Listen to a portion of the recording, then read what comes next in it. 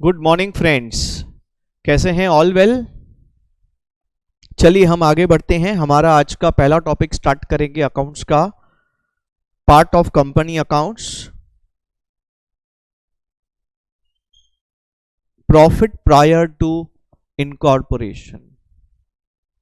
काफी इंटरेस्टिंग और simple topic है, अच्छी कैलकुलेशंस भी सीखने को मिलेंगी दोस्तों। चलिए इस टॉपिक को समझने के लिए एक छोटा सा स्टोरी लेते हैं। टॉपिक एक्चुअली है किस बारे में? This is about a simple proprietorship business converted into a company. For example, आपको पता है who is the owner of DMart? बताइए, who is the owner of DMart? You can message me in WhatsApp. Who is the owner of DMart? Yes, mister Radhakishan Damani.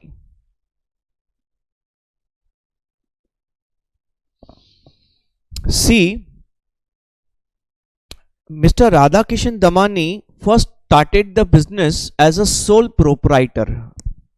काफी सालों तक उन्होंने sole proprietorship में business continue किया।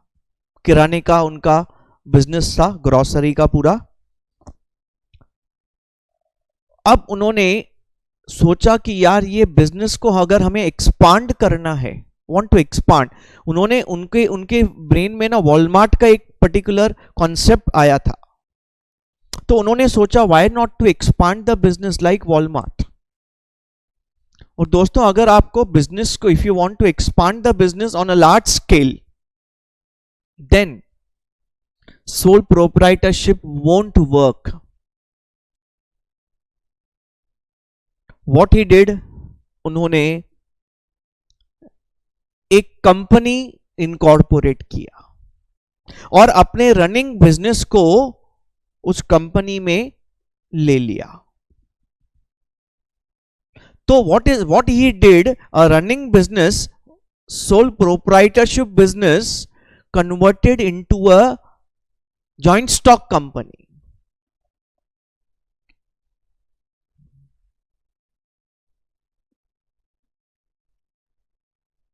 Converted his business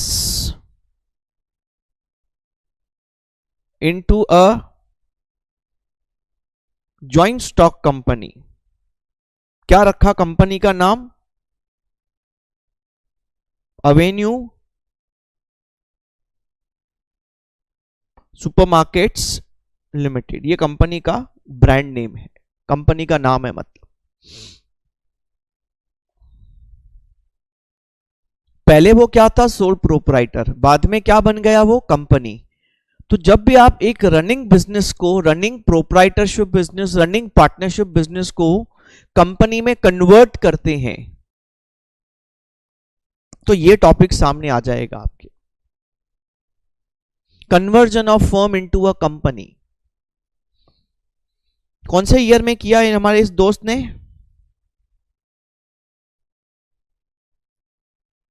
2000। अब दोस्तों, यहां पे आपको समझने के लिए सबसे इंपॉर्टेंट बात क्या है? I'll take an example। मैंने इस बात को समझने के लिए एक छोटा सा डायग्राम बनाया है। समझो, मैंने अपने डेट्स लिए हैं। Actually this happened in the year 2000। समझो, राधाकिशन दमानी ने अपना बिजनेस, देखो एक्चुअली क्या हो रहा है, एक प्रोप्राइटरशिप बिजनेस कंपनी में कन्वर्ट हो रहा है, बट ऑन पेपर ऐसा नहीं होता है। ऑन पेपर ऐसा नहीं होता है। What happens on paper legally, जो हमारा प्रोप्राइटरशिप बिजनेस है वो एक अलग एंटिटी है, जो कंपनी है वो अलग एंटिटी है।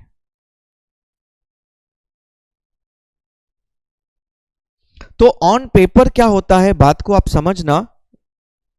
एक मैं उसका छोटा सा डायग्राम बनाने की कोशिश करता हूं, उसको नीचे लेके जाते हैं।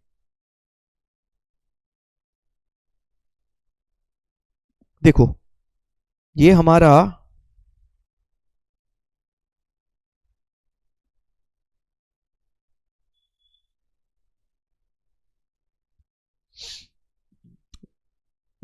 सोल प्रोप्राइटरशिप बिजनेस है।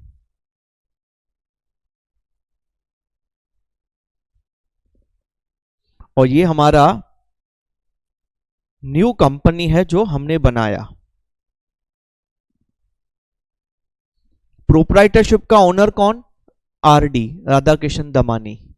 कंपनी का ओनर कौन? आरडी राधा किशन दमानी। बट दोनों अलग एंटिटीज हैं। तो ऑन पेपर क्या होगा, बात को समझना। ऑन पेपर, ऑफ पेपर तो क्या है, मेरा ही बिजनेस है, मैं पहले इसी बिजनेस को as a sole proprietorship concern चलाता था, अब मैं उसी बिजनेस को as a joint stock company चलाता हूं। ठीक है, अब जैसे समझो हमारा classes, Gurmukh classes sole proprietor, अब मैं इसको कंपनी कन्वर्ट करूंगा तो फंक्शनिंग विल नॉट चेंज, नीचे बोर्ड चेंज हो जाएगा, गुरमुख classes private limited.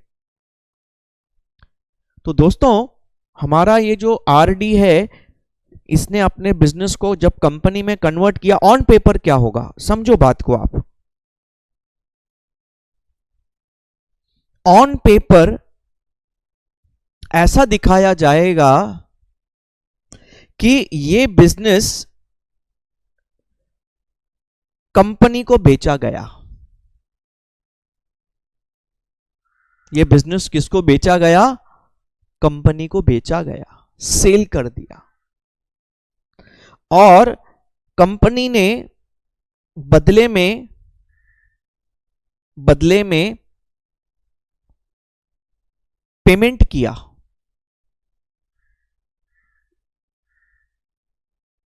Payment for business, भाई बिजनेस खरीदेंगे तो उसका पैसा देना पड़ेगा ना। कंपनी ने उस बिजनेस खरीदने का पैसा दिया, और जिसको हम टेक्निकल लैंग्वेज में क्या बोलेंगे, परचेस कंसीडरेशन। एंड मोस्टली ये परचेस कंसीडरेशन किस फॉर्म में होगा? कंपनी के शेयर्स दिए जाएंगे। मतलब क्या होगा ना, लीगली ऑन पेपर क्या होगा, राधा किशन दमानी आरडी अपना सोल प्रोप्राइटर बिजनेस कंपनी को बेच देगा, बदले में कंपनी से पैसा लेगा। पैसा किस फॉर्म में लेगा? कंपनी के शेयर्स के फॉर्म में लेगा। इससे क्या हो जाएगा, आरडी के पास कंपनी के शेयर्स आ जाएंगे, आरडी कंपनी का मालिक बन जाएगा। ऑन पेपर ये होगा। ऑन पेपर क्या होगा, सोल प्रोप्राइटरशिप बिजनेस को हम क्या करेंगे, वाइंड अप करेंगे। देखो ये भी एक लीगल एंटिटी है, इसको हम क्या करेंगे बच्चों, वाइंड अप करेंगे, और कंपनी के बिजनेस को क्या करेंगे, स्टार्ट करेंगे। हम सोल प्रोप्राइटर के बुक्स को बंद करेंगे, कंपनी के बुक्स को स्टार्ट करेंगे। एक एंटिटी क्लोज करेंगे लीगली, दूसरा एंटिटी स्टार्ट करेंगे लीगली। ये आपका ऑन पेपर सिस्टम बनता है। I hope it is clear. अब दोस्तों इसमें ना एक छोटा सा दिक्कत है, उस बात को अब आप समझना। I hope till this particular point all clear. This topic is about conversion of a sole proprietor, a partnership firm into a company. उम्मीद है आप भी बड़े होके ऐसी कुछ प्रोप्राइटरशिप फर्म को किसी बड़ी कंपनी में कन्वर्ट करेंगे, और उस टाइम पे मैं जब बैच में पढ़ाऊंगा तो आपका एग्जाम्पल लूंगा। अब दोस्तों मैंने ये छोटा सा एक डायग्राम बना के रखा है, इस बात को अब ध्यान से समझना। अब यहां पे ना टेक्निकल इश्यूज क्या क्या आएंगे, कुछ टेक्निकल चीजें हैं जिन्हें हमें समझना पड़ेगा दोस्तों।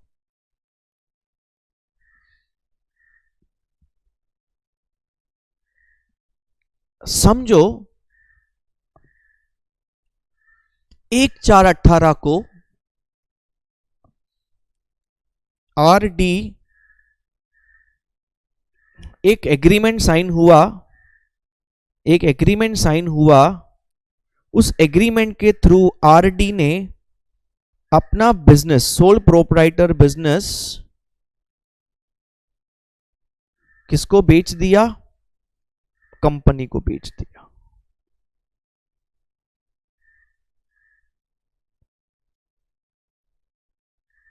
लेकिन कंपनी नया कंपनी है। कंपनी को इनकॉर्पोरेट करने के लिए you will require some time. ऐसा नहीं होगा कि आज आपने बोला कि आज के आज कंपनी क्रिएट हो गया, नहीं। You need to create articles of association, you have promoters required, you have memorandum of association, आपको बहुत सारे फॉर्मेलिटीज प्रोसीजर्स कंप्लीट करने पड़ते हैं। कंपनी को इनकॉर्पोरेट होने के लिए थोड़ा टाइम लग जाता है। सो यहां पे आपका न्यू कंपनी इनकॉर्पोरेट हो गया। इनकॉर्पोरेट हो गया मतलब you got certificate of incorporation. आपको सर्टिफिकेट ऑफ इनकॉर्पोरेशन 1 जुलाई 18 को मिल गया बच्चों, ठीक है। इसका मतलब है अगर मैं आपको बोलूं what is the date of birth of company, company कभी पैदा हुआ, what is the date of birth of company? It is the date of incorporation, correct.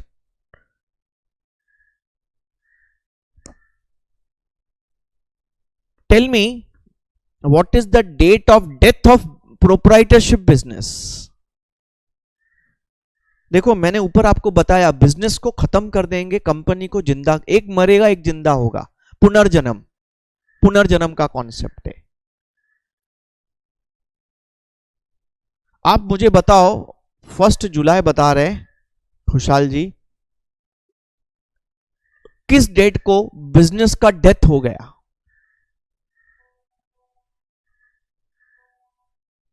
Very good. देखो प्रॉब्लम क्या है यहां पे, बिजनेस 1 अप्रैल को बंद हो गया, प्रोप्राइटरशिप। हाँ देखो बिजनेस तो चल रहा है बट प्रोप्राइटरशिप एंटिटी 1 अप्रैल को वाइंड अप हो गया और कंपनी पैदा हुआ 1 जुलाई को। अच्छा बीच में 3 महीना बिजनेस चालू था कि नहीं था? बिजनेस तो चालू था, बिजनेस थोड़ी बंद होगा। ये तो एक चार्टर्ड अकाउंटेंट या एक लॉयर के पास प्रोसीजर चलता रहेगा, पेपर वर्क चलता रहेगा, बिजनेस अपना चलता रहेगा अपने ट्रैक पे। अब दिक्कत क्या है, बिजनेस 1 अप्रैल को खत्म, sole proprietorship, company incorporated on 1 जुलाई। तो ये 3 महीने का जो टाइम था, अप्रैल मई जून, 3 महीना बिजनेस तो किया होगा। This 3 months time is called as, in technical language, pre-incorporation period। ये हमारा प्री इनकॉर्पोरेशन पीरियड है। इनकॉर्पोरेशन डेट के बाद जो टाइम है उसको हम डेफिनेटली क्या बोलेंगे? Post incorporation period. अब दोस्तों ये जो 3 महीने बीच के हैं इसमें बिजनेस चालू है, प्रॉफिट कमाया होगा। अब ये 3 महीना बिजनेस का स्टेटस क्या मानेंगे? ये प्रॉफिट किसका है? प्रोप्राइटरशिप बिजनेस का है कि कंपनी का है?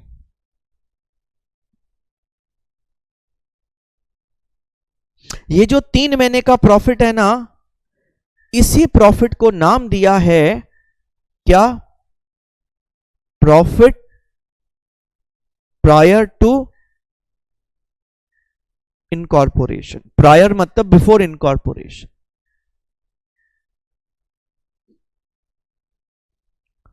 अब दोस्तों ये 3 महीने का प्रॉफिट, सबसे पहला क्वेश्चन, मैं आपको अभी 2-3 क्वेश्चंस पूछूंगा, आपके सामने स्टोरी बहुत क्लियर है। अब बताओ ये प्रॉफिट 3 महीने का किसका है? ऑप्शन 1 सोल प्रोप्राइटरशिप का है कि कंपनी का है? अब बोलेंगे सर, अगर आप बोलेंगे सोल प्रोप्राइटरशिप का है तो भी राधा कृष्ण दमानी ओनर है, कंपनी का है तो भी राधा कृष्ण दमानी ओनर है, एग्रीड। लेकिन वापस ऑन पेपर लीगली चीजें बात करनी पड़ती। लीगली ये प्रॉफिट किसका है? सोल प्रोप्राइटरशिप का है कि कंपनी का है? आप मुझे ये बताने वाले हैं, योर ओपिनियन। देखो ये 3 महीने का जो टाइम है ना, इसमें ना वो कंपनी था ना वो सोल प्रोप्राइटर था, क्योंकि सोल प्रोप्राइटर का बिजनेस 1 अप्रैल को खत्म, कंपनी पैदा ही 1 जुलाई को हुआ, तो बीच में तो ना कंपनी था ना सोल प्रोप्राइटर था। Okay, so most of you feel that कि ये जो प्रॉफिट है कंपनी का प्रॉफिट है।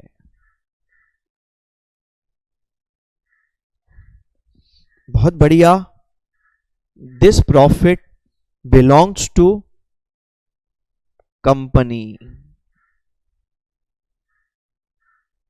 वेरी गुड, ये कंपनी का प्रॉफिट है, कंपनी का प्री इनकॉर्पोरेशन प्रॉफिट है। देखो रियल लाइफ में भी ऐसा बहुत बार होता है कि हम जब नया कंपनी फॉर्म करते हैं तो कंपनी रजिस्टर होने में टाइम लगता है, तब तक बिजनेस चालू कर देते हैं, थोड़ा थोड़ा स्टार्ट कर देते हैं। अब मैंने नया बिजनेस स्टार्ट करना है तो मैं वेट थोड़ी करूंगा कंपनी फॉर्म करने का, नहीं यार कस्टमर आया, नहीं यार इनकॉर्पोरेशन सर्टिफिकेट नहीं आया, बाद में आना, ऐसा नहीं कर सकते। तो हमारा कंपनीज एक्ट बोलता है no problem, this is called as profit prior to incorporation, और ये प्रॉफिट किसका है? कंपनी का ही है। Before incorporation, pre incorporation profit बोलते हैं हम इसको। प्रोप्राइटरशिप का ये प्रॉफिट हो नहीं सकता, बिकॉज वो तो दोस्तों बंद कर दिया ना बच्चों, प्रोप्राइटरशिप बिजनेस को हमने क्या कर दिया? बंद कर दिया, वो तो उसका तो डेथ हो गया। अब जिसका डेथ हो गया उसका प्रॉफिट कैसे हो सकता है? चलो अब दोस्तों इसका मतलब है ये जो आगे 9 मंथ्स हैं ये पोस्ट इनकॉर्पोरेशन पीरियड है, ये कट ऑफ पॉइंट है आपका, इसको क्या बोलेंगे? Post incorporation profit. अब दोस्तों अगला स्टेप, ये जो प्रॉफिट 3 महीने का कंपनी का है इसका ट्रीटमेंट क्या होगा?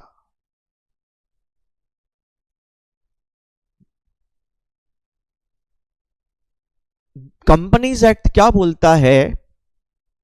देखो हर जगह पे आपको याद होगा कैपिटल रेवेन्यू एक्सपेंडिचर में हमारा कॉन्सेप्ट था before put to use, after put to use. बहुत सारी जगह पे ऐसा होता है, before put to use, after put to use, तो यहां पे भी वही कॉन्सेप्ट लगाया है।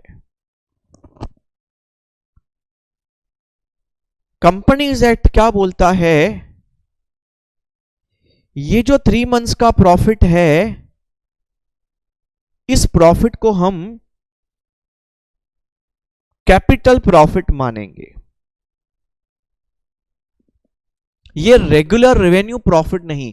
क्यों? क्योंकि अभी तक कंपनी पैदा ही नहीं हुआ, पैदा होने से पहले वाला प्रॉफिट है ये तो पैदा होने पे हाथ में मिला है, गिफ्ट मिला है काइंड ऑफ। कंपनी पैदा हुआ, ये लो भाई प्रॉफिट। बच्चा पैदा होने से पहले के लिए उसके लिए जो जमा किया है, अब बच्चे ने खुद कमाया तो पोस्ट इनकॉर्पोरेशन, बट उसके पैदा होने से पहले उसके लिए जो पैसा रखा कमा के वो प्री इनकॉर्पोरेशन। तो वो तो कमाया नहीं कंपनी ने, वो तो जैसे कंपनी पैदा हुआ उसको मिला, ये लो प्रॉफिट। तो बोलता है ये रेगुलर रेवेन्यू प्रॉफिट नहीं माना जाएगा, इसको हम कैपिटल प्रॉफिट मानेंगे। और इसको हम एज पर कंपनीज एक्ट किधर ट्रांसफर करेंगे? जो भी कैपिटल प्रॉफिट्स होते हैं वो कैपिटल रिजर्व में जाते हैं। आपने किया था फॉरफीचर का प्रॉफिट, शेयर फॉरफीचर का प्रॉफिट, सब कैपिटल प्रॉफिट्स है।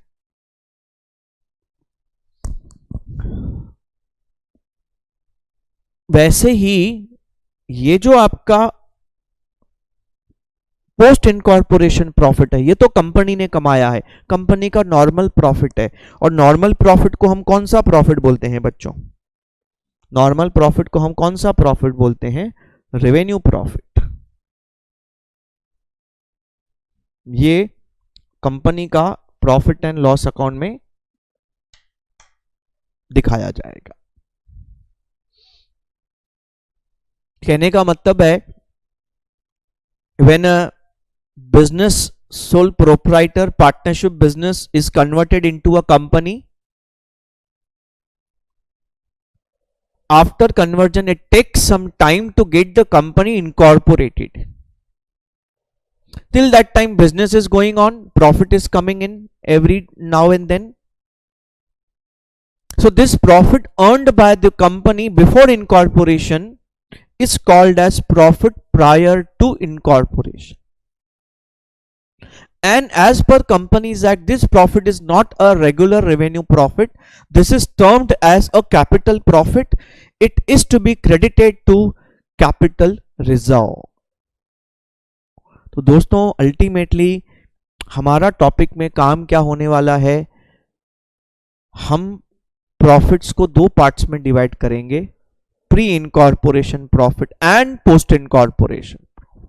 जो प्री इनकॉर्पोरेशन प्रॉफिट है वो अलग निकालेंगे, अलग करेंगे, कैपिटल प्रॉफिट कैपिटल रिजर्व में डालेंगे। और जो पोस्ट इनकॉर्पोरेशन प्रॉफिट है अलग निकालेंगे, उसको डाल देंगे हम हमारे प्रॉफिट एंड लॉस अकाउंट में।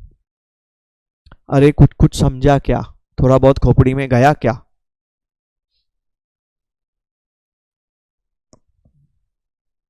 ये टॉपिक का मैं ओवरव्यू दे रहा हूं, इंट्रोडक्शन दे रहा हूं कि ये टॉपिक में है क्या और क्यों और क्या करना है अपने को। कुछ भी डाउट रहेगा तो दोस्तों आप पूछ सकते हैं, इमीडिएटली मैं ऑन द स्पॉट आंसर करूंगा। यस, चलो बहुत बढ़िया। आप चाहें तो नोट डाउन भी कर सकते हैं साथ में। It's very very easy to note down, simple concepts are there.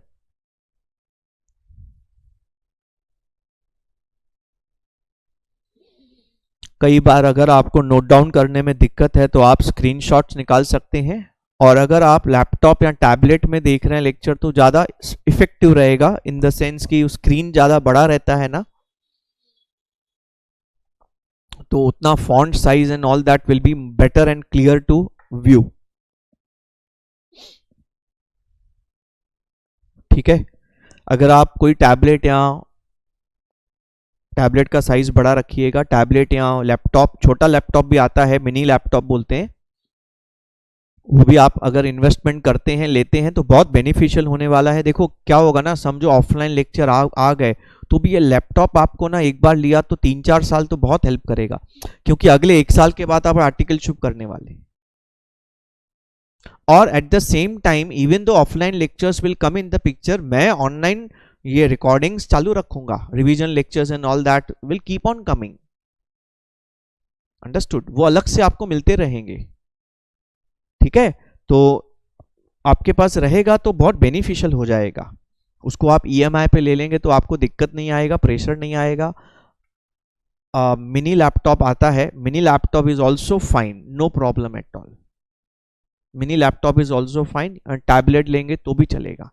मतलब कहने का मतलब है कि देखो अभी चीजें है ना ऐसे ऑनलाइन हो गई हैं कि वो एक नेसेसिटी हो गई है हमारी, और ये कैपिटल एक्सपेंडिचर है लॉन्ग टर्म। एक बार आपने वो परचेस किया, आपके आर्टिकलशिप में बहुत काम आएगा, आपको बता रहा हूं मैं, आपको आर्टिकलशिप में बहुत काम आएगा आपको। ऐसा नहीं कि वो वेस्ट जाएगा पैसा, it will be very much useful. आप उसको 1 साल के अंदर पूरा वसूल कर लेंगे, फिर भी आप उसको अगला 4 साल तक यूज करते रहेंगे। चलो आगे बढ़ता हूं मैं बच्चों। अब हमारा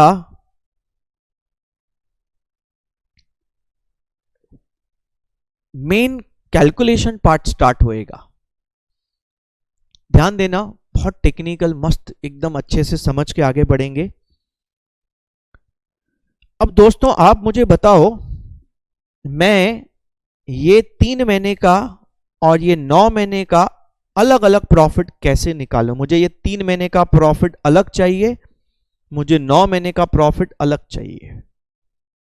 I want profit of first 3 months and next 9 months, because दोनों प्रॉफिट्स का ट्रीटमेंट अलग है, तो मुझे अलग अलग चाहिए।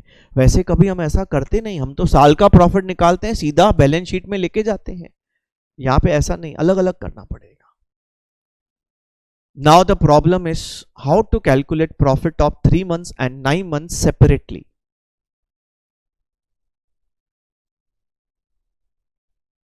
कुछ आप आइडिया देंगे तो बहुत अच्छा हो जाएगा। ऐसा लाइव क्लासरूम लेक्चर में तो मैं बच्चों से पूछता रहता हूं, तो बच्चे आंसर करते रहते हैं, मजा आता है उसमें।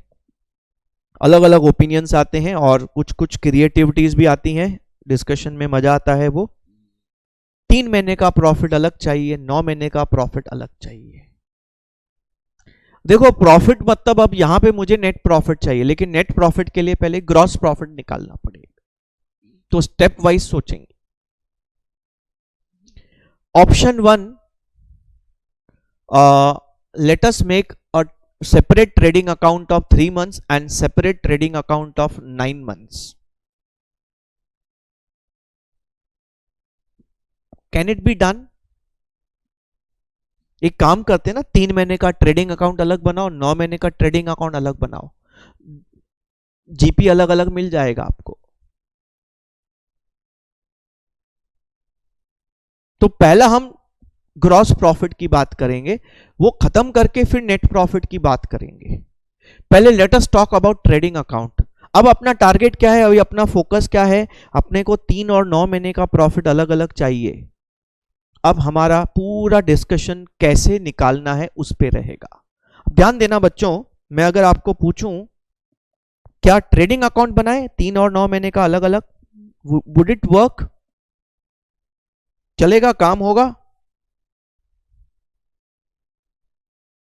ये 3 महीना, ये 9 महीना, 1/4/18, 1/7/18,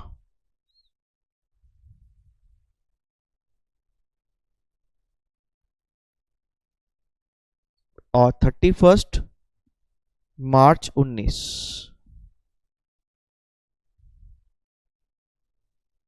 There is something,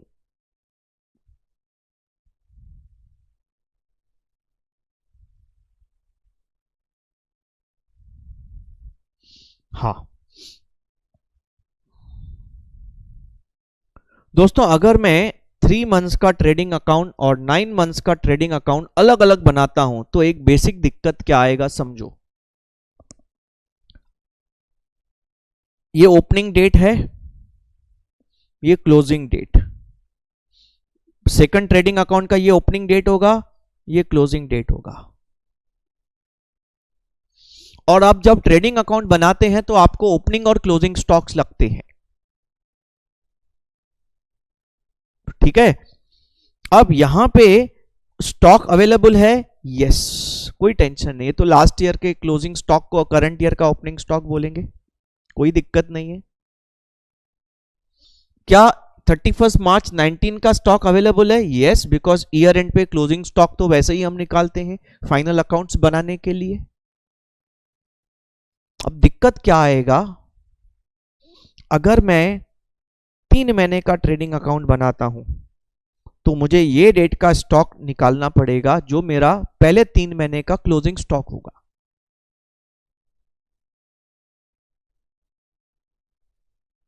और ये स्टॉक मेरे अगले 9 महीने का ओपनिंग स्टॉक माना जाएगा। दोस्तों, for first 3 months of trading account ये अपना ओपनिंग स्टॉक है। देखो ये ओपनिंग डेट है, यहां का ओपनिंग स्टॉक है, ये मेरा क्लोजिंग स्टॉक इस डेट का लगेगा। और अगले 9 महीने के लिए वही ओपनिंग स्टॉक माना जाएगा। मतलब मुझे 30 जून या 1 जुलाई 18 का स्टॉक कैलकुलेट करना पड़ेगा, काउंट करना पड़ेगा, वैल्यू करना पड़ेगा। मतलब जिस दिन मेरा इनकॉर्पोरेशन सर्टिफिकेट आया उस दिन मुझे स्टॉक काउंट करके रखना पड़ेगा, वैल्यू करना पड़ेगा। अगर मैं ऐसा करूंगा तभी जाके मैं अलग अलग ट्रेडिंग अकाउंट बना सकता हूं। स्टॉक के बिना ट्रेडिंग अकाउंट नहीं बनता है। अब दोस्तों, अगर मैं 1 जुलाई का स्टॉक काउंट करके बैठता हूं, वैल्यू करके बैठता हूं, unnecessary I am doing lot of work, waste of time.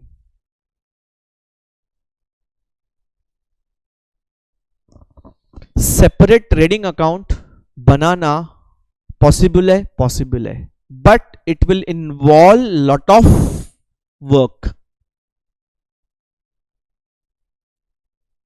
हमें 1 जुलाई 18 का स्टॉक लगेगा,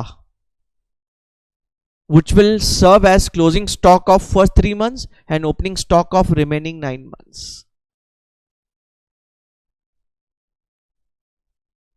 Let us try to go with the easier way.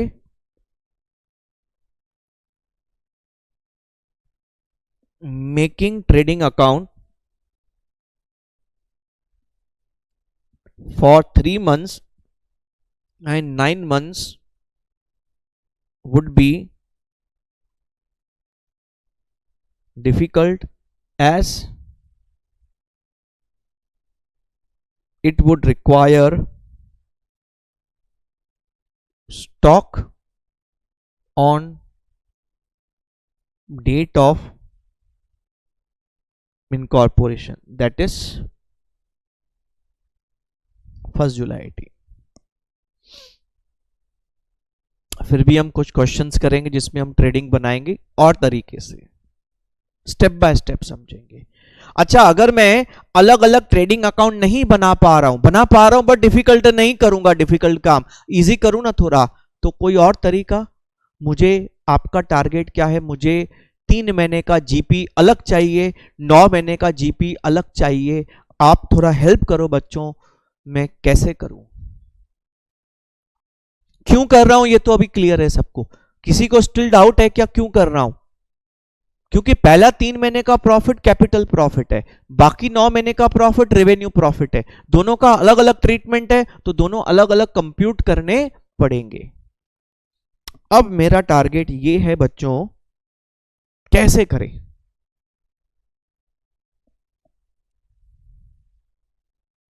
कोई और उपाय, कोई और सजेशन दोस्तों?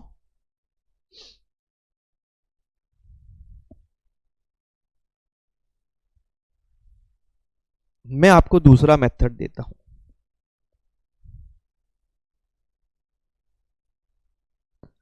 अच्छा, क्या मैं ऐसा बोल सकता हूं,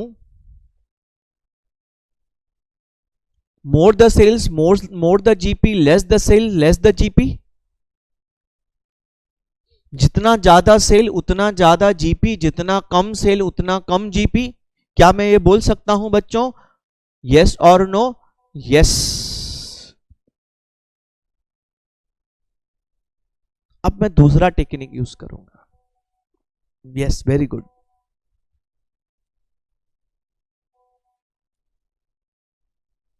तो दोस्तों एक दूसरा टेक्निक यूज करते हैं। हम क्या करेंगे ना, पूरे साल का जीपी एक साथ निकालेंगे, पूरे साल का। Calculate GP of whole year by making trading account of whole year. Very simple, you can do it very easily. Yes.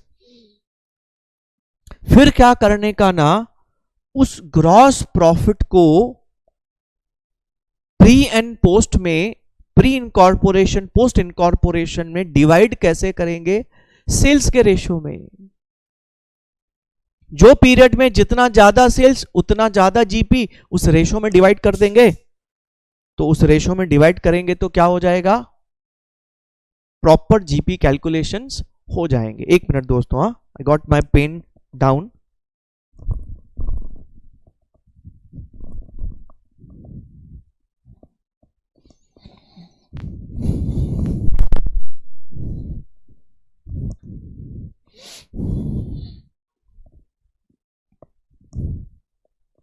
Yes दोस्तों, I'm back. I'm actually sitting in the classroom. And taking your lecture. हाँ दोस्तों, तो बहुत बढ़िया method हमारा है। क्या method है?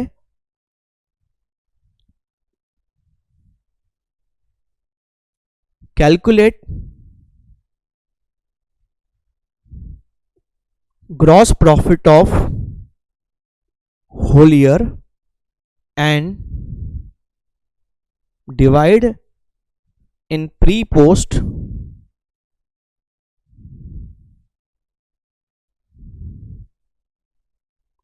in the yes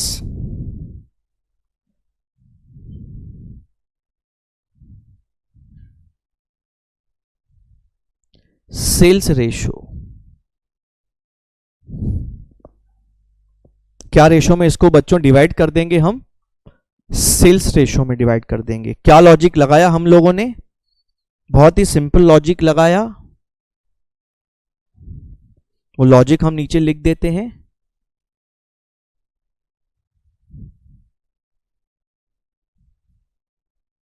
more the sales more is GP, less the sales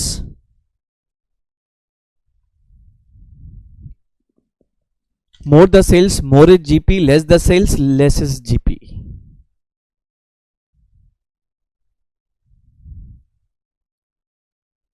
पहला 3 लेक्चर बहुत ध्यान से सुनना,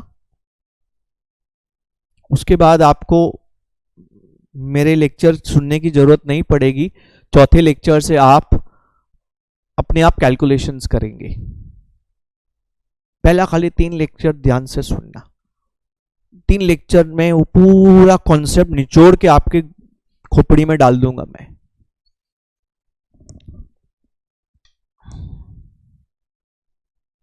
अब दोस्तों, इसमें किसी को कोई ऑब्जेक्शन नहीं है?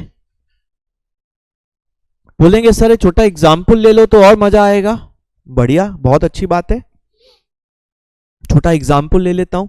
लेकिन ना इसमें ना एक मैं कंडीशन डाल रहा हूं। आप कंडीशन देखना। प्रोवाइडेड, आप लॉ पढ़ चुके हैं। Provided word is used for creating an exception condition. Provided मतलब इफ, यार if the GP ratio is uniform throughout the year। ये क्या लिख दिया दोस्तों? ये जो मैंने लिख दिया ना, इसको मैं 1 2 3 4 5 स्टार रेटिंग स्टेटमेंट दूंगा। सुपर स्टार, ये स्टेटमेंट का बहुत बड़ा मीनिंग है दोस्तों।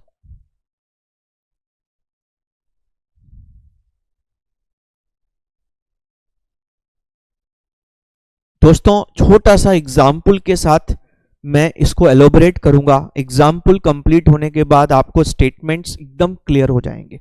ध्यान से समझना। एग्जाम्पल नंबर्स खाली आप मुझे बताते रहना। अपना ये पहला एग्जाम्पल है, नोट किया आपने ये चीजें? तो मैं क्या है ना, एग्जाम्पल के साथ आप सेंटेंस को बाद में कनेक्ट करेंगे। हम मेथड 1 यूज नहीं कर रहे हैं, हम मेथड 2 यूज कर रहे हैं।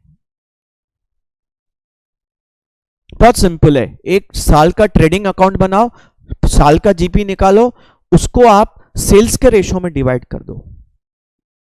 जो टाइम पीरियड में जितना सेल्स उतना प्रोपोर्शनेट जीपी। कैसे देखना अभी आप, मैं बहुत ही अच्छा सा छोटा बेसिक एग्जांपल ले रहा हूं। समझो आपका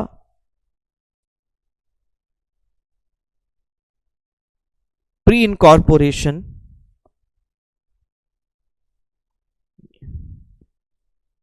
और पोस्ट इनकॉर्पोरेशन,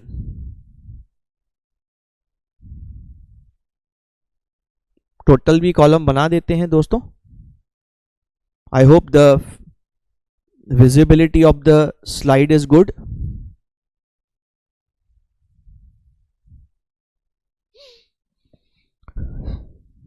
समझो सेल्स है अपना ये,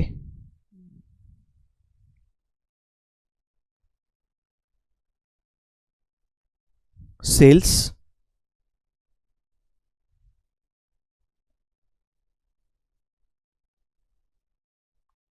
₹5 lakhs, 20 lakhs.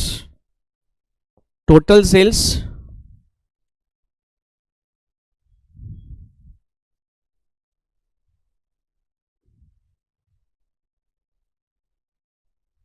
$25 lakhs.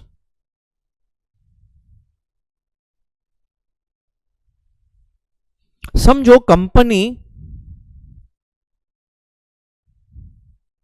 20% प्रॉफिट कमाती है अपने सेल्स पे, फिक्स है कंपनी, एकदम फिक्स्ड प्रॉफिट, फिक्स्ड एड ही उतना करती है।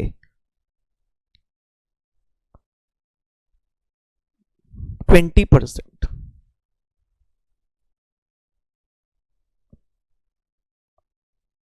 कुछ तो उसमें स्क्रीन में इशू है टेक्निकल, इसलिए थोड़ा राइटिंग में गड़बड़ हो रहा है, उसको सॉर्ट आउट करूंगा मैं आज।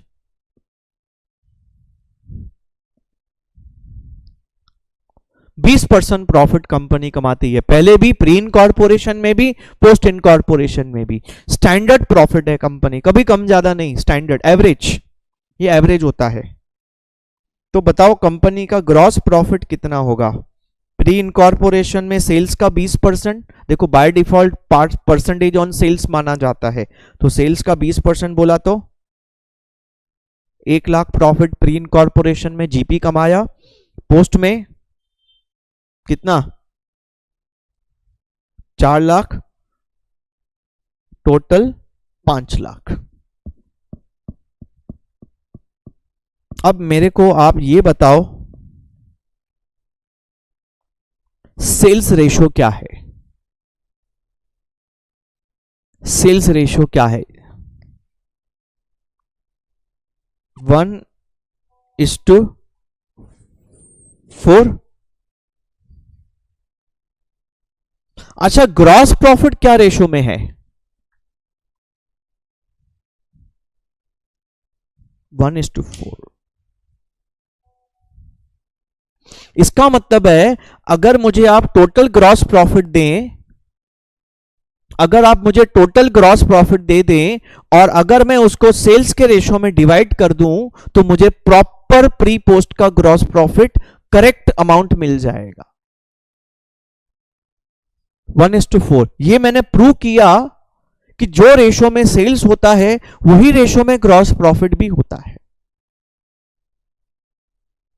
तो अगर आप पूरे साल का ग्रॉस प्रॉफिट निकाल लो, एक अमाउंट 5 lakhs, कैसे? पूरे साल का ट्रेडिंग अकाउंट बना, opening stock, purchase, sales, closing stock लेके, और उस पूरे साल के ग्रॉस प्रॉफिट को अगर आप प्री पोस्ट में सेल्स रेशो में डिवाइड करो, you get the perfect figure. वो अलग अलग ट्रेडिंग अकाउंट 3-9 महीने का बनाने का कोई जरूरत ही नहीं है।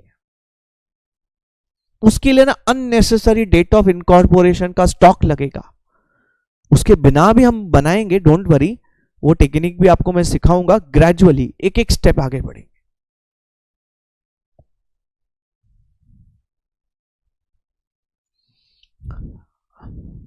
लेकिन मैंने एक 5 स्टार कंडीशन डाला है। भाई 5 स्टार कंडीशन क्या है?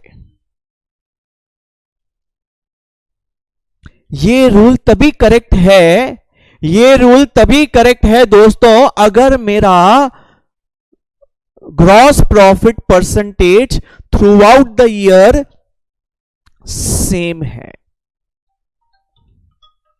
अगर मेरा gross profit percentage through out the year same है तो ही ये रूल लगेगा, नहीं तो ये 5 स्टार रूल के बिना ये ऊपर वाला रूल गलत हो जाएगा।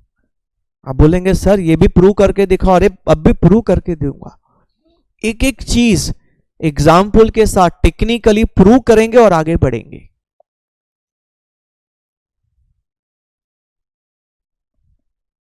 उम्मीद है यहां तक तो क्लियर है जो मैं बोलना चाहता हूं। उम्मीद है क्या कर रहे हैं पहले ये पता है, क्यों कर रहे हैं वो तो पहले डिस्कस हो गया, अभी क्या कर रहे हैं? 3 और 9 महीने का जीपी अलग अलग चाहिए, साल का जीपी निकाला, सेल्स रेशियो में डिवाइड किया। लेकिन ये कंडीशन बहुत इंपॉर्टेंट है, ये कंडीशन। आप बोलेंगे सर आप इसका सेकंड पार्ट बताओ, जीपी रेशो चेंज करके देखो क्या होता है। मालूम है आप ऐसा बोलेंगे, हम ऐसा करेंगे अभी दोस्तों, डोंट वरी, हम ऐसा करेंगे।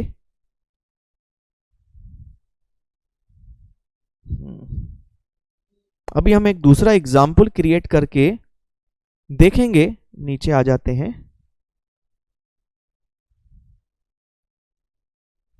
हाँ, अब मैं दूसरा एग्जाम्पल क्रिएट करता हूं। उम्मीद है पहला एग्जाम्पल सबको क्लियर हो गया। अब मैं क्या करूंगा, घोटाला गड़बड़ घोटाला करूंगा।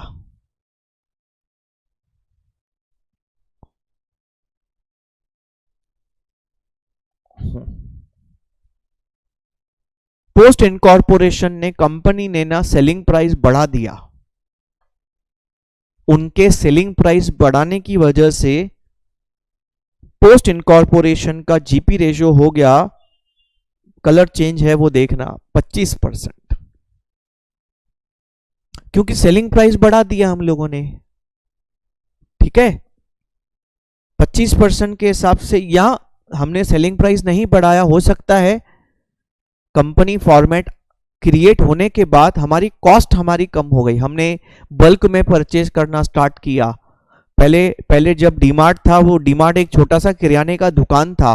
जब डीमार्ट ऐसा कंपनी रजिस्टर हुआ तो उन्होंने स्टोर्स खोलने स्टार्ट किए। तो क्या हो गया ना, उन्होंने बल्क में परचेज करना स्टार्ट किया और सस्ते में देना स्टार्ट किया, लेकिन परचेज भी सस्ते में किया। तो सस्ते में परचेज करने की वजह से कॉस्ट कम होता है, कॉस्ट कम होने की वजह से जीपी परसेंटेज बढ़ता है, प्रॉफिट परसेंटेज बढ़ता है। ऐसे भी सम सब करेंगे हम। अब दोस्तों 20 लाख का 25% कितना होता है? 5 लाख। Total GP 6 lakh.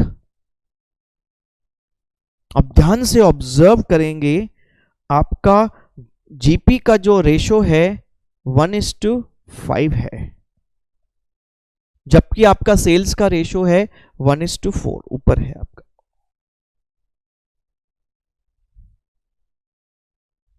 अब आप इस जीपी को सेल्स रेशो में डिवाइड करेंगे तो क्या प्रॉपर डिवीजन होगा कि नहीं होगा? बताओ, सोचो। अभी आपके सामने पूरा पिक्चर है। एग्जाम्पल नंबर 2, अगर मैं टोटल जीपी 6 लाख उठा के उसको सेल्स रेशियो में डिवाइड करूं तो क्या मुझे प्री पोस्ट का सही जीपी मिलेगा कि नहीं मिलेगा?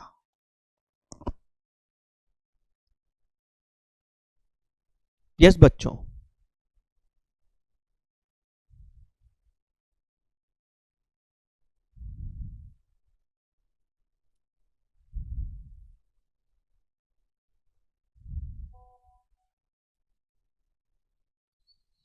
नहीं मिलेगा। वेरी गुड पारस, नहीं मिलेगा। क्यों नहीं मिलेगा? क्योंकि सेल्स रेशो और जीपी का रेशो सेम तभी होता है जब क्या यूनिफॉर्म हो? परसेंटेज प्रॉफिट यूनिफॉर्म हो। एग्जाम्पल 1 में देखो, मैंने परसेंटेज प्रॉफिट दोनों पार्ट्स में ना सेम रखा है, प्री में भी पोस्ट में भी। तो मेरा सेल्स का रेशो 1:4, जीपी भी 1:4 में।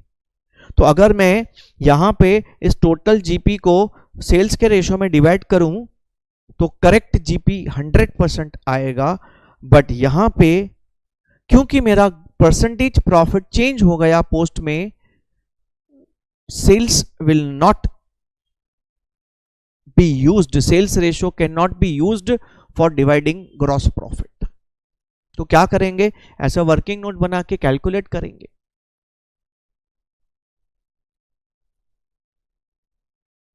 मैं आपको टेक्निकली यह बताना चाहता हूं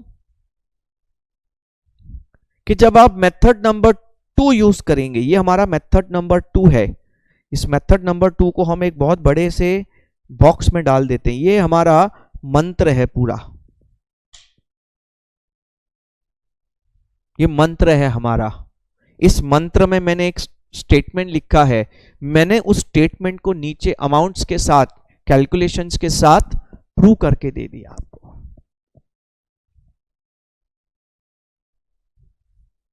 कंक्लूजन, कॉन्सेप्ट डिस्कस करने के बाद हम कंक्लूजन डिस्कस करेंगे। ट्रेडिंग अकाउंट में अपने को अलग अलग जीपी निकालने के लिए what we do, number one, we calculate GP of whole year by making trading account of full year. That GP of whole year should be divided between pre-post in sales ratio provided gross profit ratio is uniform throughout the year. If the gross profit percentage is not uniform throughout the year, then this rule cannot be applied. Then you have to make a proper working note to calculate the GP of pre and post.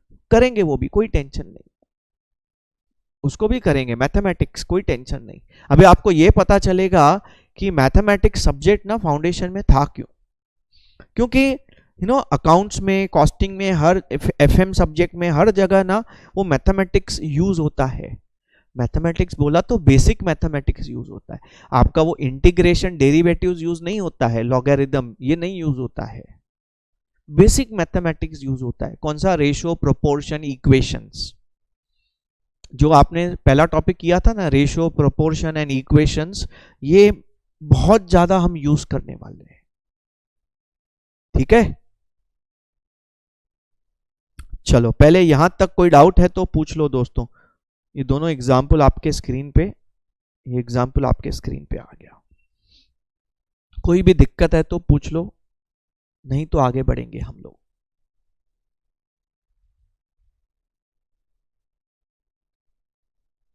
चलो ठीक है, ये बताओ, is it clear to everyone so as to move further, आगे बढ़े।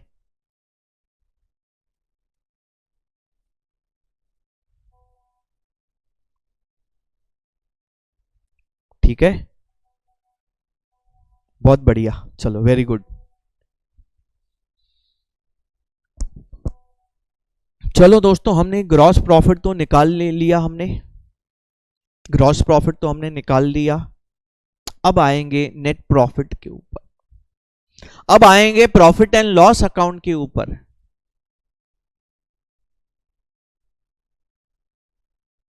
What is our target now to make the profit and loss account of 3 months and 9 months separately? Can we make it?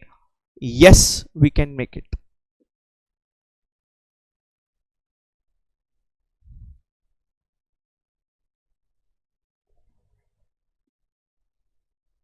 Next target. ये target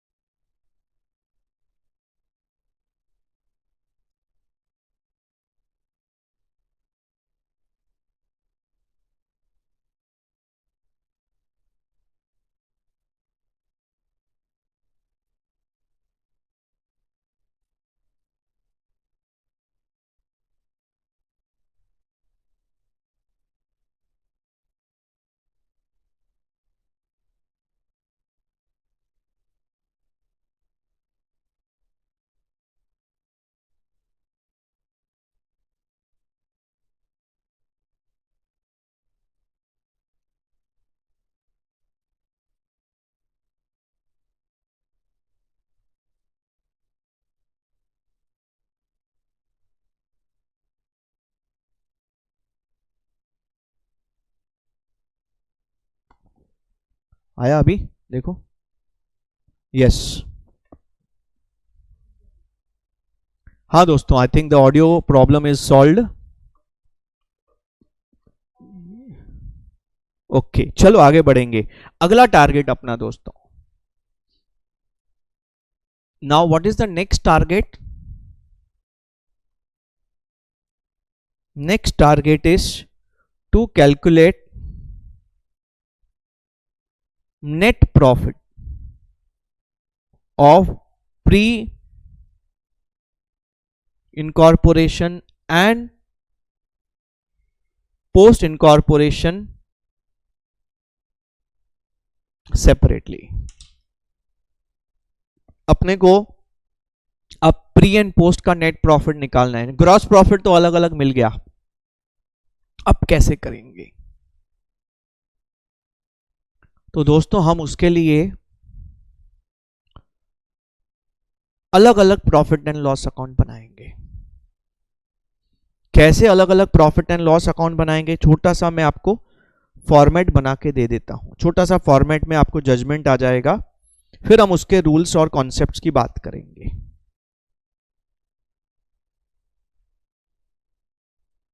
हम PNL ना double column से बनाएंगे, double column के साथ बनाएंगे। डबल कॉलम में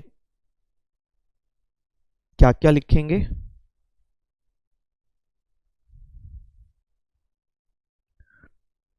pre incorporation, post incorporation column, profit and loss account. अब दोस्तों हमने एक काम तो कर दिया। क्या कर दिया? हमारे ग्रॉस प्रॉफिट को प्री पोस्ट में डिवाइड कर दिया। Done, first part done. अगर अभी हमें नेट प्रॉफिट अलग अलग चाहिए तो क्या करना है? बस एक्सपेंस को डेबिट करना है, अदर इनकम्स को क्रेडिट करना है। लेकिन दोस्तों एक्सपेंसेस तो टोटलिटी में दिए होंगे आपको, आपको पूरे साल के एक्सपेंस दिए होंगे।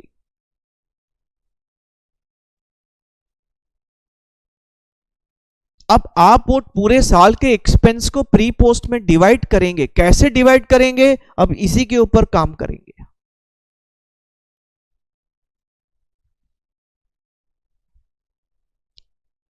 Expenses would be given for full year.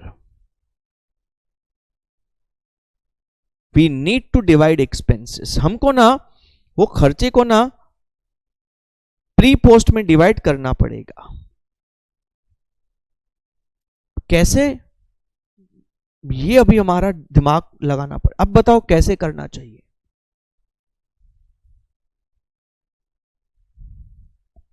Expense को प्री पोस्ट में कैसे डिवाइड करेंगे? कुछ तो रेशो यूज करेंगे, वापस कोई तो तरीका यूज करेंगे जो एक्सपेंस को प्री पोस्ट में डिवाइड कर पाए। उसके लिए हमें पहले एक्सपेंसेस को समझना पड़ेगा। ध्यान देना बच्चों, हम पहले अभी एक्सपेंसेस की बात करेंगे, एक्सपेंसेस को टेक्निकली थोड़ा सा समझेंगे। ठीक है, this discussion will continue in tomorrow's lecture. Today we will understand the different types of expenses, the nature of expenses. जब तक आप एक्सपेंस को प्री पोस्ट में डिवाइड नहीं कर सकते तब तक आप नेट प्रॉफिट अलग अलग नहीं निकाल सकते। देखो जीपी तो अलग अलग पता है अपने को, अब हमें यहां पे क्या चाहिए? यहां पे एक्सपेंसेस चाहिए, प्री में अलग, पोस्ट में अलग। यहां पे आपको अदर इनकम्स लेनी है। अदर इनकम्स आती है ना, डिस्काउंट रिसीव्ड एंड सब, प्री में अलग, पोस्ट में अलग। तो दोस्तों अल्टीमेटली अगर आपने ऐसा किया तो आपको क्या मिलेगा? प्रॉफिट मिलेगा प्रॉफिट किसका मिलेगा, प्री का अलग मिलेगा, पोस्ट का अलग मिलेगा, बैलेंसिंग फिगर।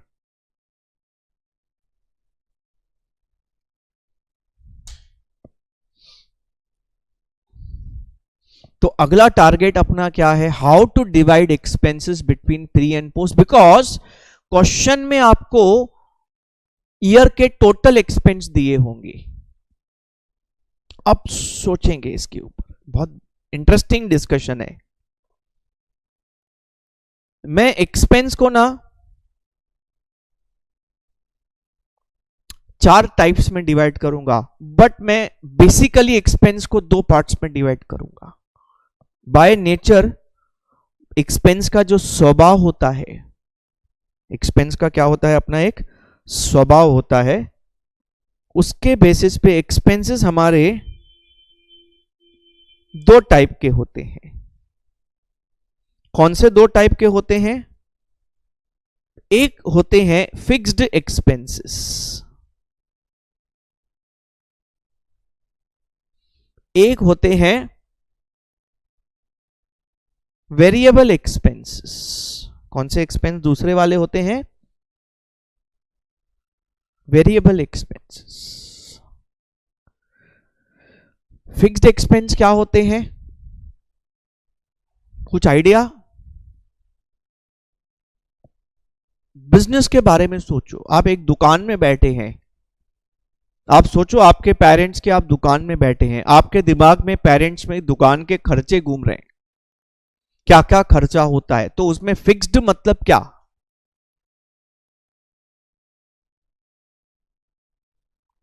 फिक्स्ड मतलब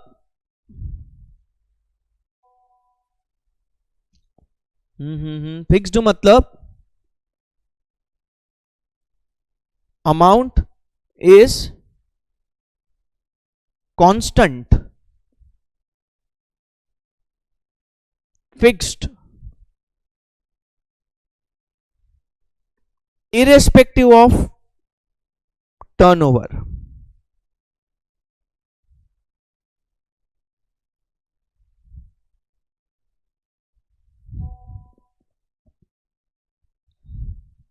बहुत बढ़िया सुनील, ये ऐसे खर्चे हैं ना जो सेल से कनेक्टेड नहीं, ये टाइम रिलेटेड एक्सपेंसेस हैं, time related expenses, time related expenses मतलब टाइम के हिसाब से पे किए जाते हैं, मंथली बेसिस, एनुअल बेसिस। जैसे हमारे सुनील भाई ने बहुत अच्छा एग्जांपल दे दिया इसका, रेंट ऑफ शॉप। आप दुकान का जो रेंट पे करते हैं पर मंथ फिक्स होता है, सेल करो नहीं करो, ज्यादा करो कम करो, अरे रेंट तो उतना ही देना पड़ेगा ना बच्चों। अच्छा, अपार्ट फ्रॉम रेंट दूसरा कोई, salary of staff. Very good, किसने दिया आंसर? अरे यार तुम्हारा नाम लिखो ना, बरोबर बरोबर नाम लिखो तो मुझे भी बरोबर समझेगा। सैलरी ऑफ द स्टाफ, बहुत बढ़िया। और कोई खर्चा? Electricity bill. देखो इलेक्ट्रिसिटी बिल को मोर और लेस फिक्स्ड बोल सकता हूं मैं, कोई टेंशन नहीं है।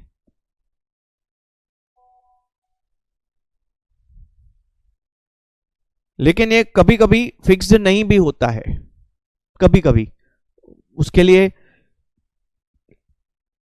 कभी कभी वेरिएबल भी होता है। मैं बोला ना, अब देखो कैसे होता है, एक बहुत सिंपल आपको एग्जांपल देता हूं, मेरे ऑफिस की बात करता हूं। हाँ, मेरे ऑफिस में स्टाफ सुबह को 10 से शाम को रात को 8 तक बैठा रहता है। अब इंक्वायरी आए नहीं आए, लेक्चर होए नहीं होए, लाइट तो जला के बैठेगा ना, फैन तो चला के बैठेगा। दुकान में कस्टमर आए नहीं आए, लाइट फैन तो चलेंगे ना। हाँ, वेरिएबल कैसे है, वेरिएबल होता क्या है पहले वो समझेंगे। कभी कभी कोई कोई दुकान में ऐसे होता है, कस्टमर आने के बाद हम लाइट्स डबल कर देते हैं, एक्स्ट्रा फैन चला देते हैं, तो कस्टमर आएगा तो लाइट्स और एक्स्ट्रा फैन चालू हो जाएंगे। मतलब एक अमाउंट तक फिक्स है, उसके बाद वो सेल्स के हिसाब से चेंज भी होता है। इसको बोलते हैं सेमी वेरिएबल। आगे सीखेंगे आप, अभी इतना नहीं, अभी बेसिक। और कोई एक्सपेंस जो फिक्स होता है, कहना ऐसे इंश्योरेंस, आपने फैक्ट्री का इंश्योरेंस करवाया, स्टॉक का इंश्योरेंस, ये सब हमारा सेल कम ज्यादा होने से फर्क नहीं पड़ता, साल का फिक्स अमाउंट होता है। गाड़ी का इंश्योरेंस साल का फिक्स अमाउंट होता है, गाड़ी चलाओ नहीं चलाओ। ट्रैवलिंग एक्सपेंसेस डिपेंड करता है किसके हैं। अगर ये ट्रैवलिंग एक्सपेंस सेल्स वाले लोगों के हैं तो can not B fix. Depend करता है, ट्रैवलिंग एक्सपेंस भी अलग अलग टाइप के होते हैं। अब बोलेंगे सर वेरिएबल समझा दो तो और ज्यादा दोनों कनेक्ट होंगे। बहुत बढ़िया, ध्यान से सुनो। वेरिएबल मतलब क्या? अरे भाई तुम पेन, भाई तुम बरोबर चलो। हाँ, वेरिएबल मतलब चेंजेस विथ सेल्स। मतलब ऐसा बोलूंगा, सेल्स बढ़ेगा तो खर्चा बढ़ेगा, सेल्स गिरेगा तो खर्चा गिरेगा। मतलब ये आउटपुट और सेल्स पे डिपेंडेंट है। बोलेंगे सर एक एग्जाम्पल बताओ, तो खोपड़ी में बैठे बोला एग्जाम्पल से ही समझता है, नहीं तो थियरी तो बोरिंग है।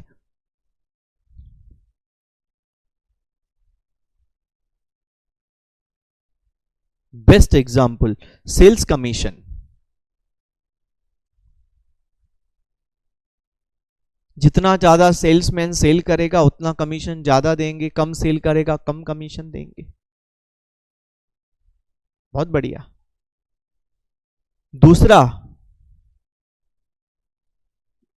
Bad debts.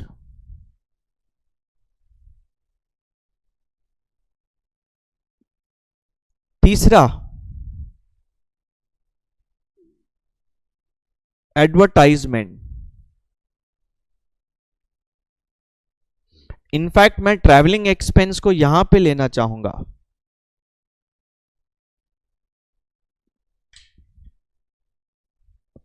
देखो ट्रैवलिंग व्हेन यू टॉक ना, it is more connected with sales department. और सेल्स डिपार्टमेंट का ट्रैवलिंग मतलब जितना ज्यादा ट्रैवल करेंगे उतना ज्यादा सेल करके आएंगे, काइंड ऑफ कनेक्ट करेंगे हम सेल्स के साथ उसको।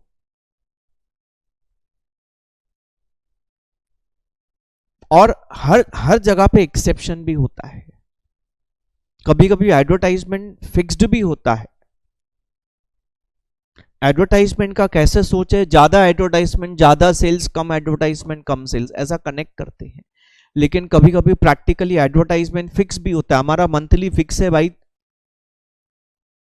मंथली फिक्स है, हमने कॉन्ट्रैक्ट दे दिया है भाई, महीने का तुम इतना लोगे, मेरा पूरा एडवर्टाइजमेंट करोगे।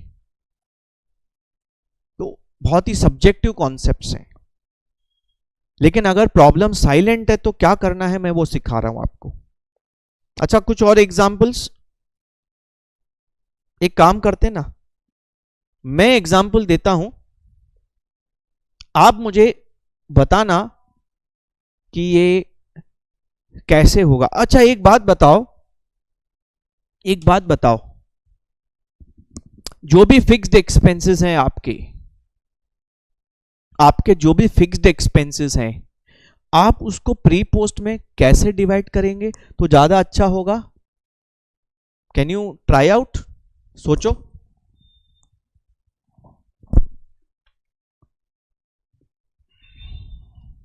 कैसे डिवाइड करना चाहिए? फिक्स्ड एक्सपेंस है, रेशो कौन सा यूज करेंगे?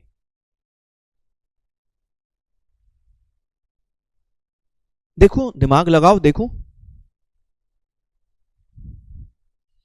कोई तो एक जो दो जन तो पक्का बताएगा।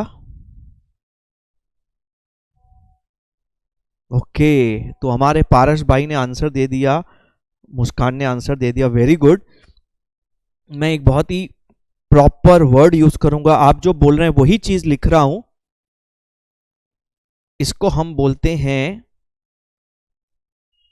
Time ratio.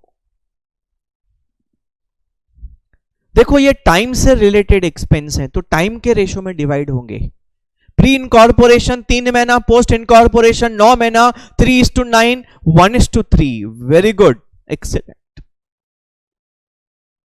The expenses which are related to time, expenses which are fixed in nature, should be divided in the ratio of time.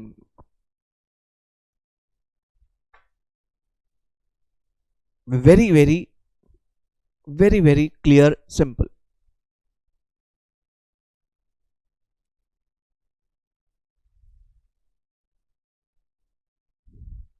अगर ये एक्सपेंसेस टाइम रेशो में डिवाइड करेंगे फिक्स्ड वाले, तो वेरिएबल एक्सपेंस क्या रेशो में divide करेंगे? Variable expense किससे कनेक्टेड है? वेरी गुड, क्या बात है यार, बहुत अच्छी बात है यार। देखो variable expenses are connected with respect to sales. Sales ऊपर नीचे होने से ये खर्चे ऊपर नीचे होते हैं, तो हम ये pre incorporation and post incorporation में सेल्स रेशो में डिवाइड करेंगे दोस्तों, सेल्स रेशो में डिवाइड करेंगे।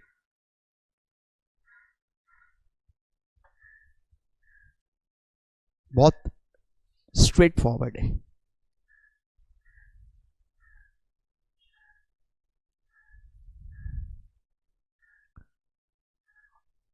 मैंने बोला था एक्सपेंस 4 टाइप के हैं, लेकिन 2 टाइप के हमने डिस्कस कर लिए। Fixed related to time, variable related to sales. तीसरा, चौथा,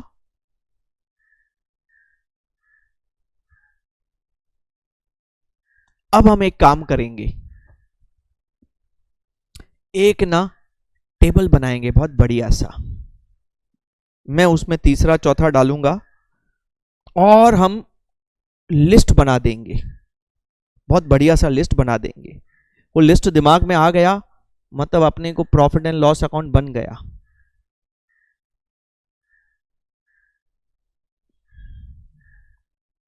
देखो अभी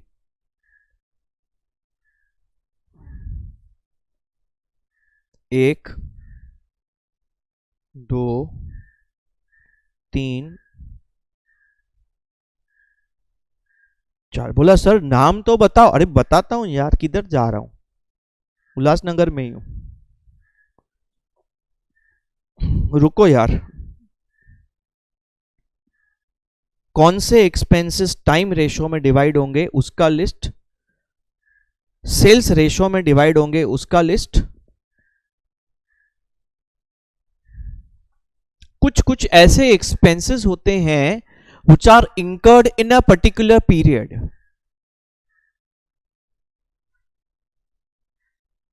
Some expenses relate to pre-incorporation period, some expenses relate to post-incorporation period. मतलब वो उसी पर्टिकुलर पीरियड में खर्चे किए जाते हैं। बोलेंगे सर हमारा वापस एक सवाल है, आपको एग्जाम्पल देता हूं ना।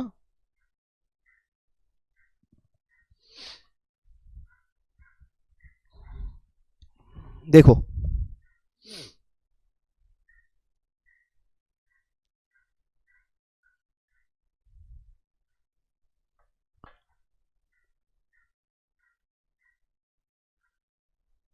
जब तक इनकॉर्पोरेशन नहीं हो जाता, जब तक इनकॉर्पोरेशन नहीं हो जाता डीमार्ट का, तब तक डीमार्ट को कौन संभालेगा?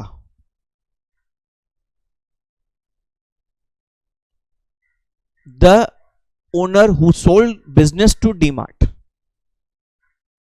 Owner of sole proprietor Radha Krishna Damani. जो इनकॉर्पोरेशन पे डायरेक्टर बनेगा, बट इनकॉर्पोरेशन से पहले तो डायरेक्टर नहीं था, लेकिन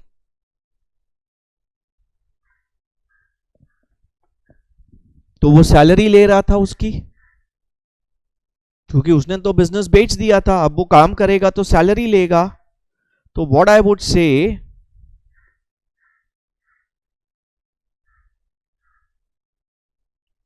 सैलरी ऑफ वेंडर, वेंडर है ना ये, बिफोर इनकॉर्पोरेशन। जो बंदा बिजनेस कंपनी को बेचता है, एक्चुअली बिजनेस पहले भी वही संभाल रहा था, वो 3 महीना भी वही संभाल रहा है, बाद में भी वही संभालेगा। बट ये 3 महीना क्या है ना, बिजनेस कंपनी का है, लेकिन कंपनी अभी इनकॉर्पोरेट नहीं हुआ, तो कंपनी के बिहाफ में आरडी संभालेगा बिजनेस को। एज अ मैनेजर बोलो, कोई टेंशन नहीं है, जैसे आप बोलो, ये 3 महीने का वो सैलरी उठाएगा। ये 3 महीने का सैलरी जो एज अ मैनेजर दिया जाएगा वेंडर को, वो प्री इनकॉर्पोरेशन में डेबिट होगा, क्योंकि है ही प्री इनकॉर्पोरेशन का खर्चा। अच्छा, पोस्ट में ना यही बंदा क्या बनेगा, डायरेक्टर बनेगा, तो पोस्ट में इसी का ही सैलरी क्या नाम से आएगा,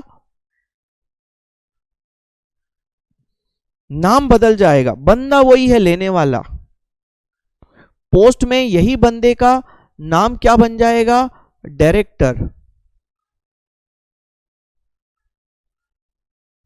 there is some technical writing error.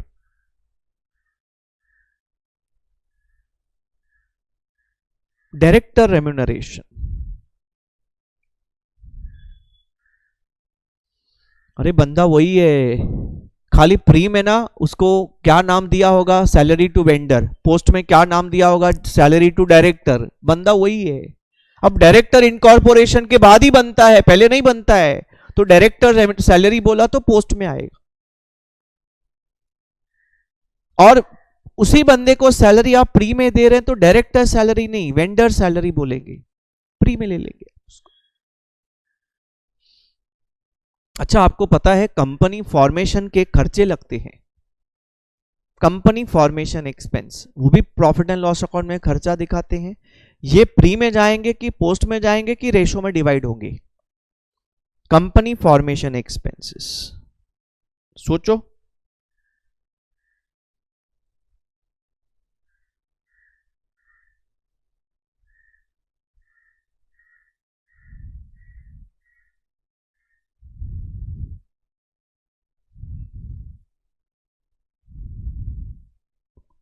बच्चों बताओ, तब तक मैं ये जस्ट ऐड कर रहा हूं।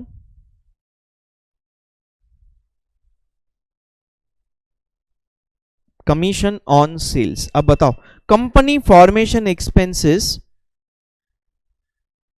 प्री में जाएंगे, पोस्ट में जाएंगे कि कोई रेशो में डिवाइड होंगे आपके हिसाब से?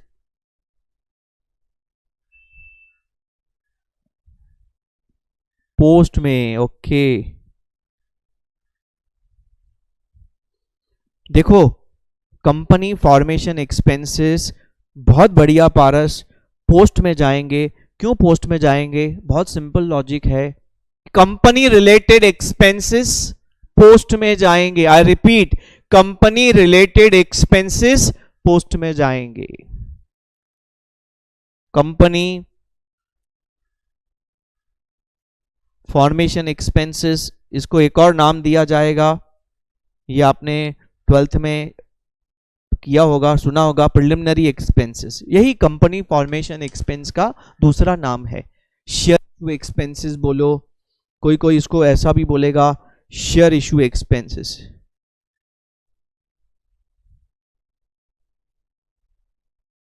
कोई बोलेगा सर इसके और नाम दे दो, इसमें और आएगा अंडरराइटिंग कमीशन। ये सब क्या है? कंपनी फॉर्म करने के, शेयर इशू करने के खर्चे हैं। ये सब कंपनी रिलेटेड है और कंपनी इनकॉर्पोरेशन के बाद पैदा हुआ है। इनकॉर्पोरेशन को पैदा हुआ है तो पोस्ट में आएंगे सब खर्चे।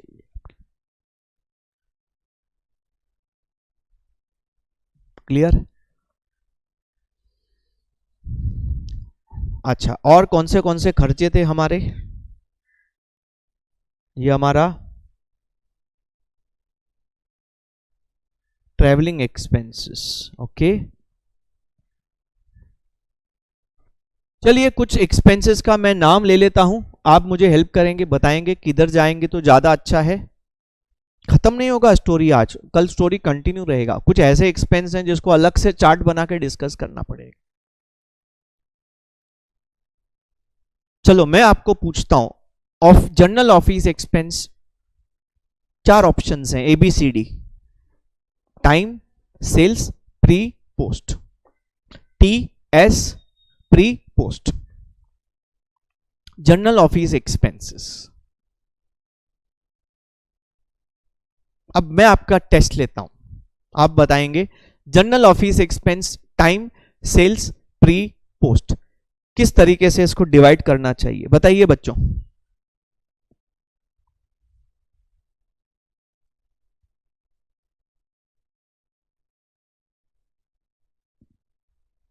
नहीं आ रहा है आवाज?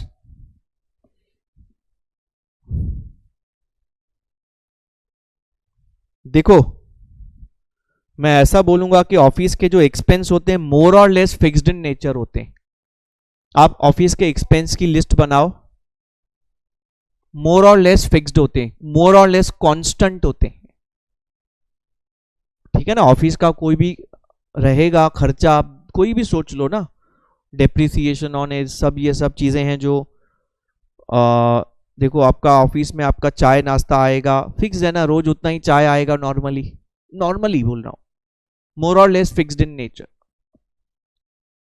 अच्छा, डेप्रिसिएशन का क्या करेंगे? डेप्रिसिएशन ऑन फिक्स्ड एसेट्स क्या रेशो में जाएगा? TS pre post,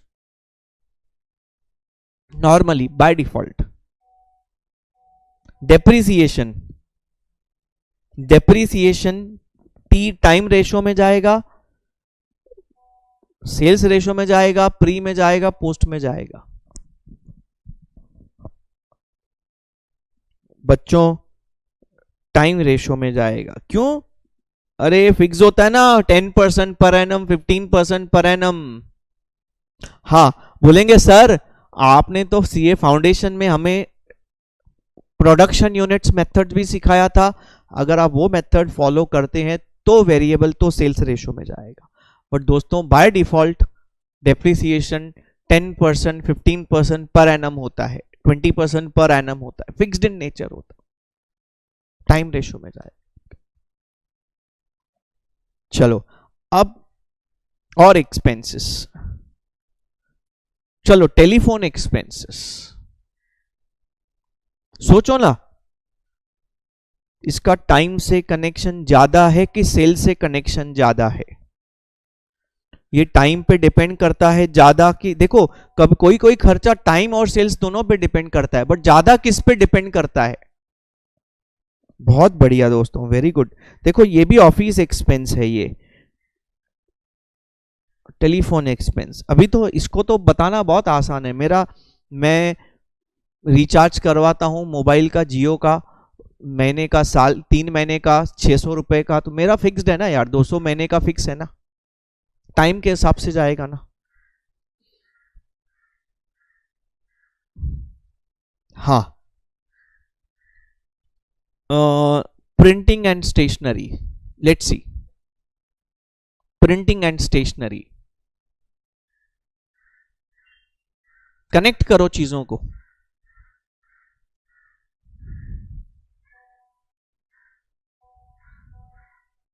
very good यार, बहुत अच्छा।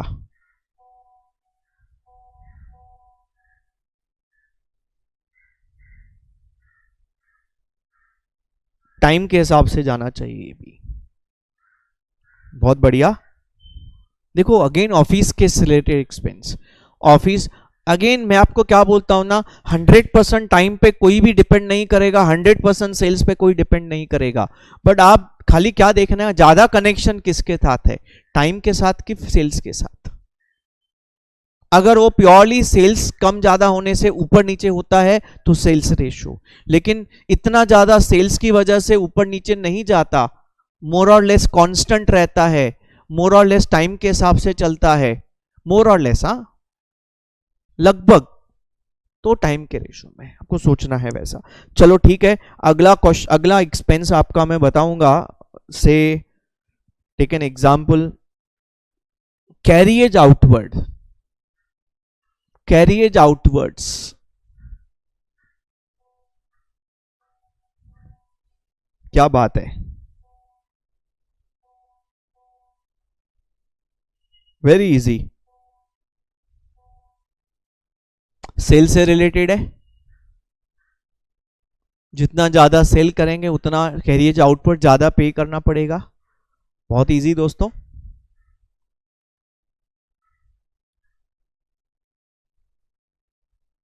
Delivery van expenses, delivery van expenses,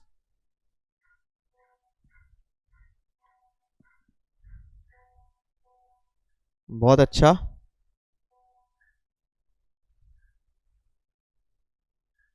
ये तो एक सेल से कनेक्टेड है, जितना ज्यादा सेल उतना ज्यादा डिलीवरी वैन यूज होगा, उतना ज्यादा उसका पेट्रोल सब लगेगा।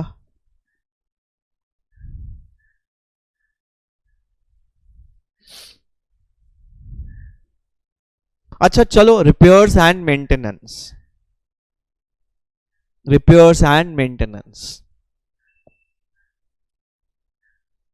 चलिए बताइए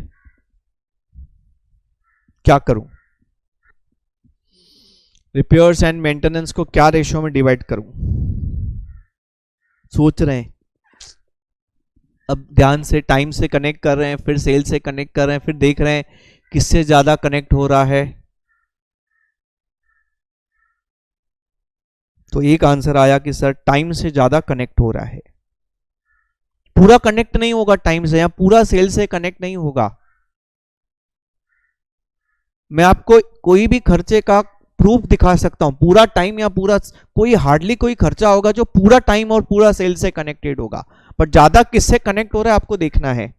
बहुत बढ़िया, कौन सा एक्सपेंस बोला मैंने,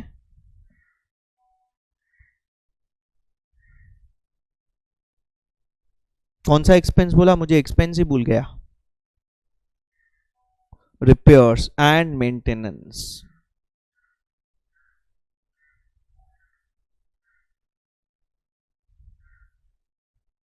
बहुत बढ़िया।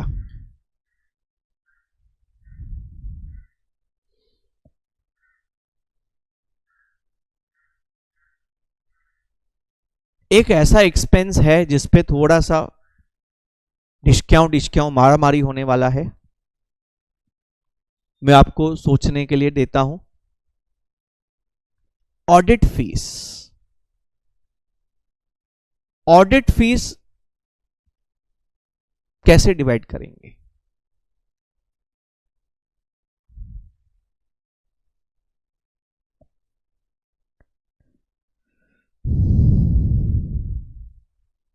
हाँ बच्चों, अच्छा एक बच्चे ने बोला सर पोस्ट में ले लेंगे ऑडिट फीस को, ओके,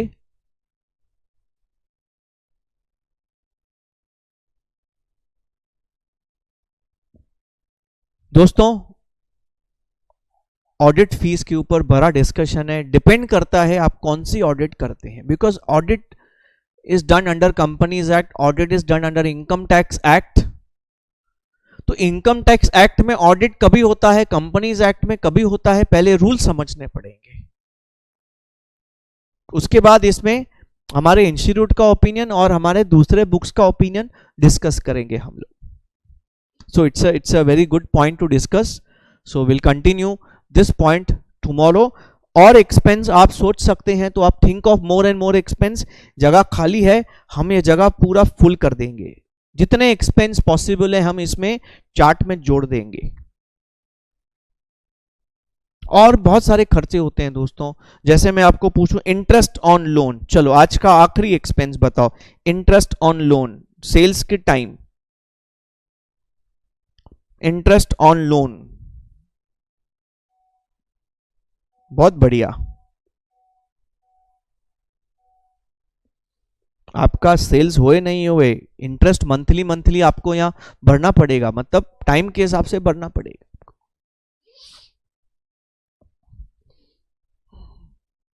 2 4 5 और आइटम्स हैं जिसके ऊपर बहुत ही अच्छा डिस्कशन होने वाला है दोस्तों। Thanks a lot, very good for response, for your response. उम्मीद है कि आपको जितना आज सिखाया अच्छे से समझ में आया। जस्ट हम 2 मिनट में कंक्लूड करेंगे। आज हमने क्या क्या सीखा। सबसे पहले हमने ये सीखा कि what is done, a running business is converted into a company, so there is some time required to get the company incorporated.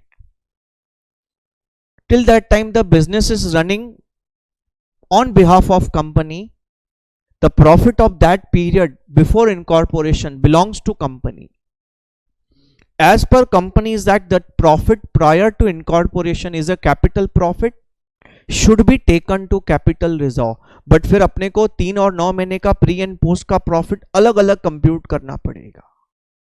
उसके लिए हमने सबसे पहले डिस्कस किया कि ग्रॉस प्रॉफिट कैसे अलग अलग कंप्यूट करेंगे। तो हम उसके लिए बेस्ट मेथड क्या यूज करेंगे, 2 3 और 9 महीने का ट्रेडिंग अकाउंट नहीं बना के हम पूरे साल का ट्रेडिंग अकाउंट बना के सिंगल जीपी निकालेंगे, उस जीपी को सेल्स रेशियो में डिवाइड करेंगे, प्रोवाइडेड हमारा gross profit percentage is uniform throughout the year. If not then we have to change a little bit.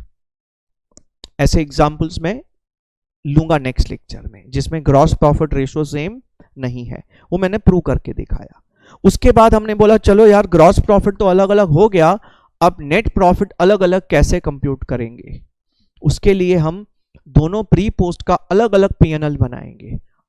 उसके लिए हमारा अगला टारगेट क्या होगा, we need to divide the expense between pre and post, and for that we divided expense in 2 parts, 2 types, fixed and variable, and fixed expense related to time, variable expense related to sales. Effectively हमने divide करने के लिए expense को 4 parts में divide किया, time basis, sales basis, pre incorporation expense and post incorporation expense, और उसके हमने काफ़ी एग्जाम्पल्स डिस्कस कर लिए। अभी डिस्कशन और बाकी है इसके ऊपर, और कुछ एग्जाम्पल्स आगे लेना बाकी है। Sales ratio computation, time ratio computation के ऊपर काम करेंगे। कल का lecture again is going to be 3 lecture मैंने आपको बोला, फंडामेंटल्स दिमाग में डालने के पहले 3 लेक्चर्स, फिर प्रॉब्लम स्टार्ट हो जाएगा आपका। चलो दोस्तों, आज का सेशन यहीं पे समाप्त करते हैं। उम्मीद है आपको बहुत अच्छे से समझ में आया। कुछ भी डाउट रहेगा, कुछ भी दिक्कत रहेगा तो आप पूछ सकते हैं दोस्तों। चलो टाटा, bye bye, take care, thanks a lot.